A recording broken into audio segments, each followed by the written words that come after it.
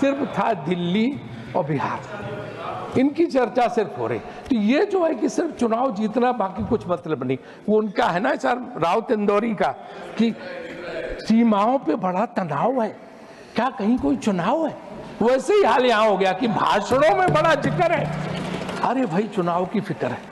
तो ये जो है मेरे ख्याल से ये मैं सब मानता हूँ। श्री राजेश शुक्ला। धन्यवाद सभापति जी। सबसे पहले तो मैं आपको धन्यवाद देता हूँ कि मुझे आपने अवसर प्रदान किया।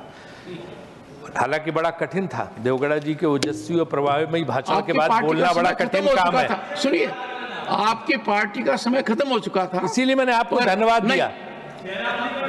नो, प्रतिपक्ष के नेता खड़गे जी का अनुरोध था, इसलिए आपको समय दिया जा रहा है। खड़गे जी का बहुत बहुत धन्यवाद कि उन्होंने अवसर दिलवाया मुझे बोलने। हाथी के पांव में आप भी आ जाते हो और प्रमोद तिवारी जी भी आ जाते हैं, क्योंकि सर ये बड़ा कठिन काम है। देवगौड़ा जी के बाद बोलना, उनके भाषण के बाद बड़ा मुश्किल काम है, लेकिन फिर भी मैं प्रयास कर रहा हूँ। सबसे पहले तो मैं राष्ट्रपति महोदया का जो भाषण है तो उसके लिए मैं उनको धन्यवाद ज्ञापित करता हूँ। और उसमें उन्होंने जिन जिन बातों का उल्लेख किया, उसमें महिला सशक्तिकरण हो और चाहे शिक्षा हो, उन बातों का हम समर्थन भी करते हैं। लेकिन राजनीतिक जो भाषण है, जो सरकार ने अपनी उपलब्धियों का बखान किया है, उसको लेके हमारे कुछ प्रश्न हैं। पहला प्रश्न ये है कि क्या राजनीति सिर्फ चुनाव के लिए होती है?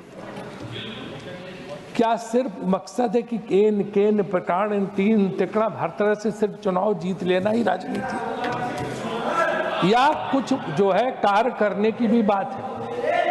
आप देखिए जितने भी भाषण उठा लीजिए, चाहे अभिभाषण हो, चाहे बजट भाषण हो, सब भाषण, आपको चुनाव आयोग की वेबसाइट पे जाने की जरूरत नहीं है, गूगल पे देखने की जरूरत नहीं। उन भाषणों से ही सरकार के पता चल जाएगा, मंत्रियों के भाषण से और लोगों के भाषण से, कि आगे किस राज्य में चुनाव होने वाला है। जिस राज्य के बारे में उसमें बात होने लगे, वहां के कपड़ों की, वेशभूषा की, संस्कृति की, खाने की, समझ लो कि बस राज्य में चुनाव आने वाले हैं। और जैसे ही चुनाव खत्म, उस राज्य की चर्चा खत्म, फिर उस राज्य का। अब न इस समय मध्य प्रदेश के कोई कपड़ों की, रंग की और उसकी त्योहारों की बात हो रही है, न छत्तीसगढ़ की, न राजस्थान की, न महाराष्ट्र और हरियाणा की। अब इसमें सिर्फ था दिल्ली और बिहार, इनकी चर्चा सिर्फ हो रही। तो ये जो है कि सिर्फ चुनाव जीतना, बाकी कुछ मतलब नहीं। वो उनका है ना सर राउत इंदौरी का कि सीमाओं पे बड़ा तनाव है, क्या कहीं कोई चुनाव है? वैसे ही हाल यहाँ हो गया कि भाषणों में बड़ा जिक्र है, अरे भाई चुनाव की फिक्र है। तो ये जो है मेरे ख्याल से ये मैं सब मानता हूँ कि इस चीज को हमें बहुत ज्यादा ये बढ़ावा नहीं देना चाहिए कि चुनाव ही हमारा मकसद है, और उसको अगर हम जो है त्याग देंगे तो शायद पूरे देश का कल्याण हो जाएगा। क्योंकि तमाम राज्यों से तमाम किस्म की मांगे हुई हैं, ना राष्ट्रपति के भाषण में उनका जिक्र है और ना ये बजट में भी जिक्र है। अब आप देखिए, आप कहते हो मॉडल कोड ऑफ कंडक्ट, चुनाव आचार संहिता, ये चुनाव आयोग को 1 तारीख के पहले रखना चाहिए था। आप छोटे छोटे काम रुकवा देते, छोटी छोटी परियोजनाएं ये कह के चुनाव आयोग रुकवा देता कि साहब ये जो है वोटर को जो है तुष्टि का उसको लुभाने का तरीका।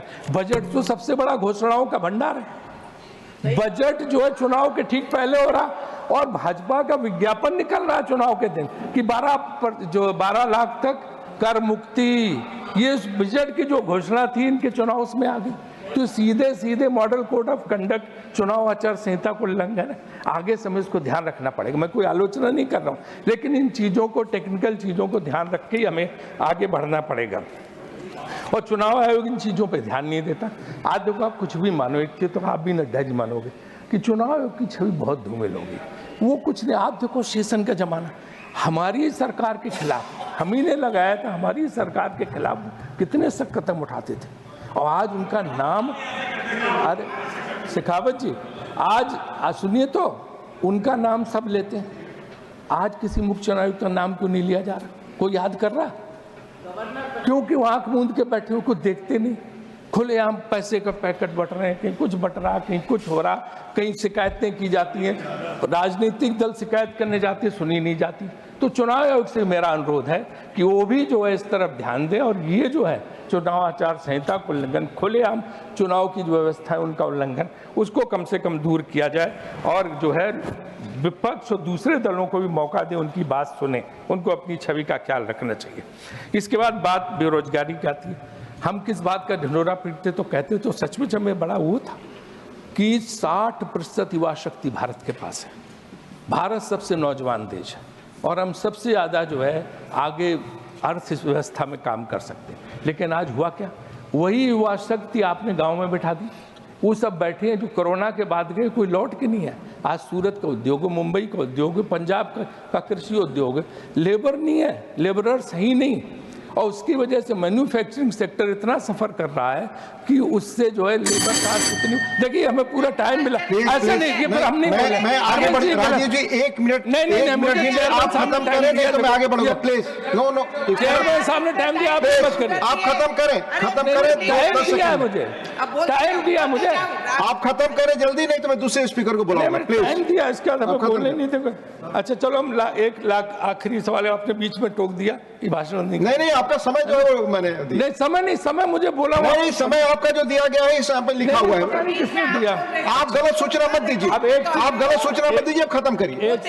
एक सवाल और कि कुंभ का भी जिक्र इसमें आया, जो वहाँ पे मरे हैं उनके प्रति श्रद्धांजलि अर्पित करती है। लेकिन एक चीज बताइए कि कुंभ एक राजनीतिक जो है आयोजन है या धार्मिक आयोजन? मैं भी कुंभ में बहुत गया हूँ बचपन से, हमारी नानी दादी वहाँ कल्पवास करती थी, मैं जाता था हमेशा, धार्मिक संतों प्रवचन सब। इस समय तो वहाँ मैं एक धन्यवाद माननीय श्री भगवान